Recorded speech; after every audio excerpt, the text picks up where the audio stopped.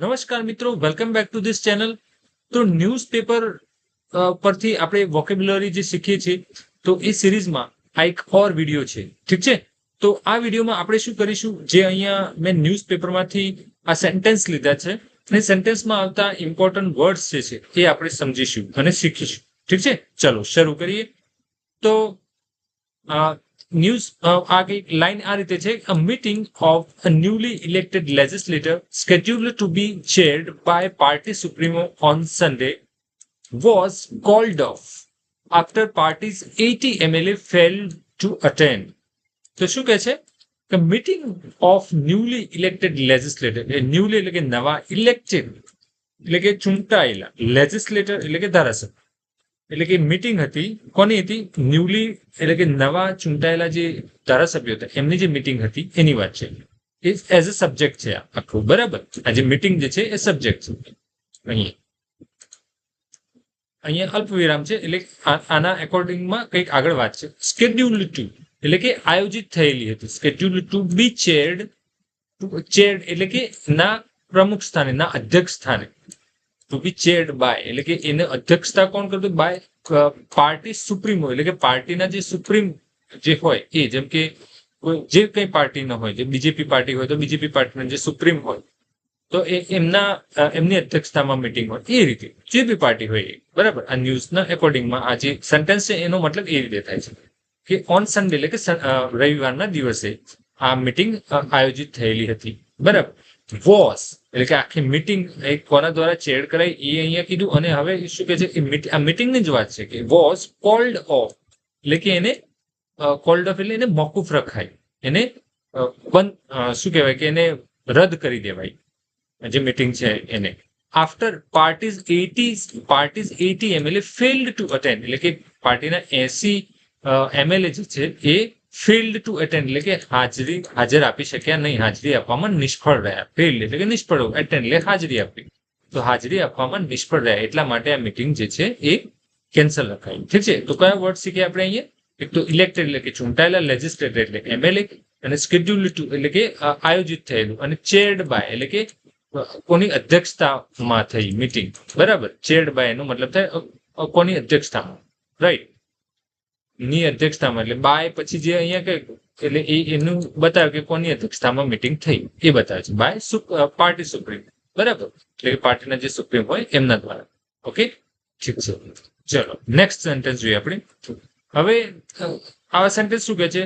The party said that the low turnout was due to the sudden and emergent ground situation. આ વાક્ય શું કહે છે? તો જો, the party said that low turnout એટલે કે શું કહેવાય કે જેમ કે કોઈ મીટિંગ હોય કે કોઈ સભા આયોજિત થયેલી હોય એમાં ઓછા લોકો આવે તો એને કે લો ટર્નઆઉટ એટલે કે ઓછી હાજરી હતી એમ, બરાબર. તો એ જે લો ટર્નઆઉટ છે વોઝ ડ્યુ ટુ એટલે કે જે લો ટર્નઆઉટ છે પાર્ટી એવું કીધું, પાર્ટી સેડ એટલે પાર્ટી એવું કીધું કે આ જે લો ટર્નઆઉટ છે એ વોઝ ડ્યુ ટુ એટલે ને કારણે, બરાબર. અહીંયા કારણ આપ્યું છે, ને કારણે. કોના કારણે? The sudden and emergent ground situation.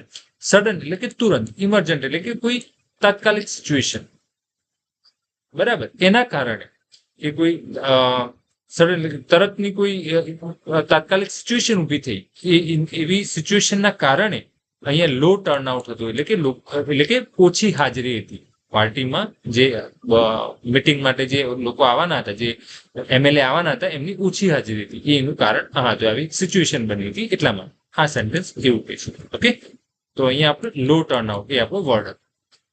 હવે જોઈએ કે in the aftermath of the attacks. હવે આ સેન્ટેન્સ શું કહે છે? ઇન ધ આફ્ટરમેથ એટલે કે એના પછીની સ્થિતિ, યા તો એની અસર. ઓફ ધ અટેક એટલે કે જે અટેક થયું એના પછીની સ્થિતિ. ઇન ધ એટલે એના પછીની સ્થિતિમાં, આફ્ટરમેથ એટલે ની અસર એટલે એટેકની પછીની અસર, એમ એવું કેવું છે કે અટેકની પછીની અસર. આફ્ટરમેથ એટલે કે અસર, જે કોઈ ઘટના ઘટી ગઈ એના પછીની જે પરિસ્થિતિ હોય કે એની અસર હોય એને કહેવાય આફ્ટરમેથ, બરાબર. Next sentence, according to MLA એટલે અકોર્ડિંગ ટુ ને અનુસાર. કોના અનુસાર? ટુ MLA એટલે કે MLA અનુસાર અલ્પવિરામ છે બરાબર અહીંયા, એટલે ત્યાં આપણે થોડું પોઝ લેવાનું પછી આગળ વધવાનું. According to MLA the party decided to differ the meeting after receiving what he described as a legitimate request. શું કહે છે અહીંયા? એકોર્ડિંગ ટુ એમએલએ એટલે એમએલએ અનુસાર, કોઈ એક એમએલએ છે એમના અનુસાર એ એવું માને છે. હવે આ સેન્ટેન્સમાં આગળ કે છે એ શું માને છે? ધ પાર્ટી ડિસાઇડેડ, એમને નક્કી કર્યું, પાર્ટીએ નક્કી કર્યું હતું ટુ ડિફર. ડિફર એટલે કે મુલતવી રાખવું.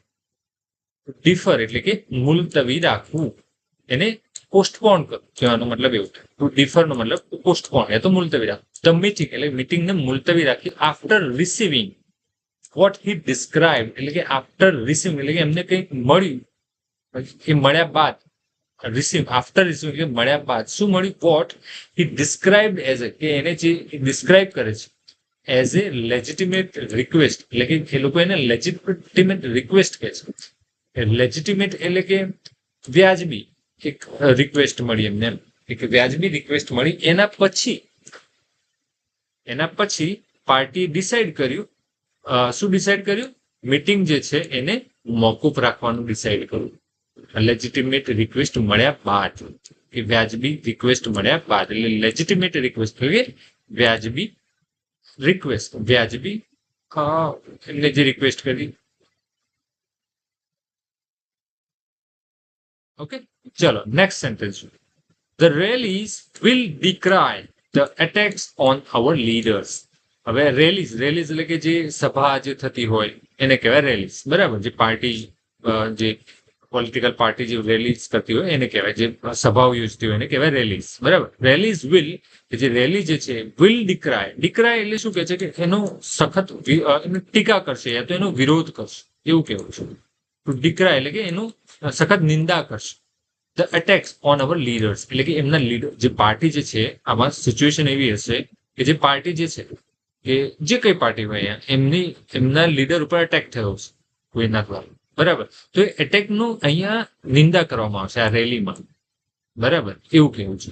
ટુ ડિક્રાય એટલે કે એની નિંદા કરશું, એની શું કહેવાય કે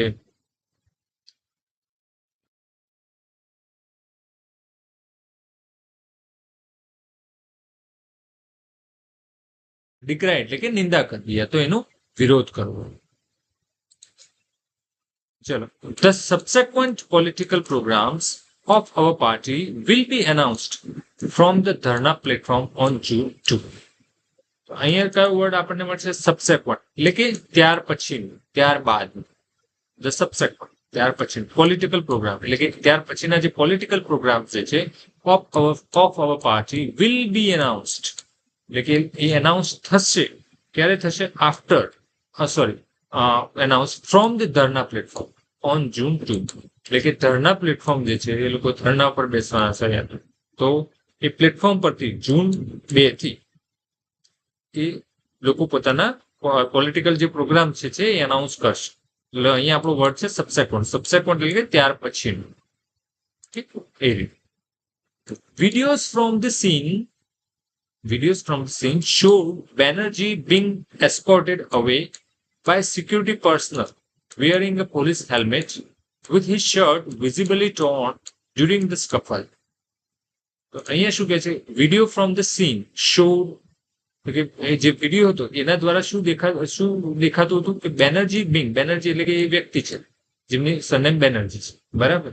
બિંગ એસ્કોર્ટેડ એટલે કે એ એસ્કોર્ટ કરવામાં આવી રહ્યા હતા. વિડીયોમાં એવું દેખાતું, વિડીયો સીન શોડ કે વિડીયોમાં એવું દેખાતું હતું કે બેનર્જી છે બિંગ એસ્કોર્ટેડ, એ એસ્કોર્ટેડ થતા એટલે એમને સહી સલામત બહાર કાઢવામાં આવતા હતા. જ્યારે કેવું હોય, કોઈ એવી જગ્યા હોય પછી એ જગ્યામાંથી એ હોય ને કે કોઈ તમને એઝ એ સુરક્ષા સહિત તમને ત્યાંથી બહાર કાઢવામાં આવતો, એને કહેવાય એસ્કોર્ટ, બરાબર. એને એસ્કોર્ટ કરવું, એમની સાથે સાથે જવું, એને બી કહેવાય એસ્કોર્ટ. ઠીક છે? કે કોઈ આવે એને આપણે નહીં કહેતા કે હું છોડીને આવું, એમ. કોઈ આવી હોય આપણા ઘરે, કોઈ મતલબ કંઈ પણ હોય, કોઈ જગ્યાએ હોય કે એમની સાથે જઈને આપણે એમને છોડીને આવીએ, એને કહેવાય એસ્કોર્ટ કરે છે, એ રીતે, બરાબર. બિંગ એસ્કોર્ટેડ અવે બાય સિક્યુરિટી પર્સનલ એટલે કે સિક્યુરિટી પર્સનલ દ્વારા એમને એસ્કોર્ટ કરવામાં આવતા, જેને પોલીસ હેલ્મેટ પહેરેલું, બરાબર.